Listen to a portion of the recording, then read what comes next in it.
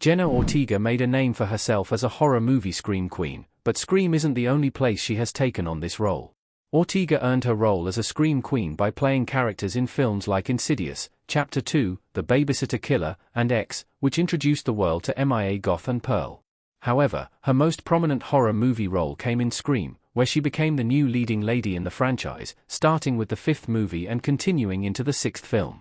In Scream, Ortega and Melissa Barrera star as sisters Tara and Sam Carpenter, the main replacements for the departing Neve Campbell, and the two stars expected to carry the franchise into the future. While both stars departed the Scream series after the 6th movie, they still proved their worth with their appearances. For fans who loved seeing Jenna Ortega as a scream queen in Scream, one of her early notable horror roles was in the cult horror film Studio 666. Studio 666 is a unique horror comedy. The horror movie stars the Foo Fighters as themselves. When Studio 666 came out in 2022, many horror fans were unsure what to expect. The film is a horror movie starring the rock band the Foo Fighters as themselves. This made it seem like a gimmick movie, and the fear was that it would never work as anything greater than a kitsch release.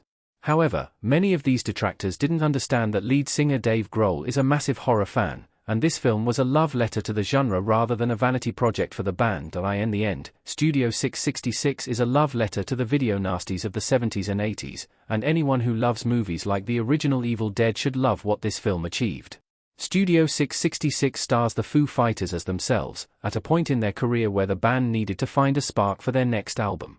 Grohl learned they could record their album in an old mansion that has an ominous history since an older band was involved in a mass murder-suicide in this mansion years prior. The band not only decided to record their album there, but they decided to live there while recording the album.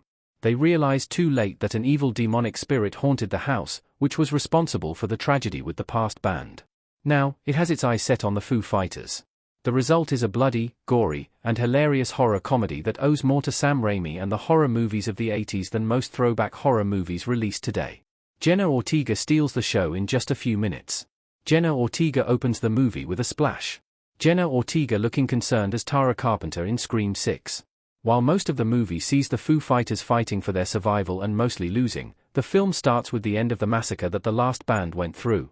This massacre saw the lead singer of the band Dream Widow, Greg, kill all his band members with one remaining. That surviving member was the drummer, Sky Willow, played by Jenna Ortega.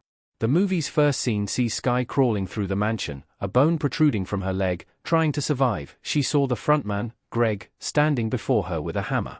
Looking over, she saw a fellow bandmate dead in one of the first gruesome scenes in the film. She then tried to escape but ended up taking a hammer to her head as well. It was a short scene, but Ortega was there to show audiences what Studio 666 was about, and this one shining scene revealed that the movie was a throwback, gory horror comedy. It all paid off with a fun horror movie when all was said and done.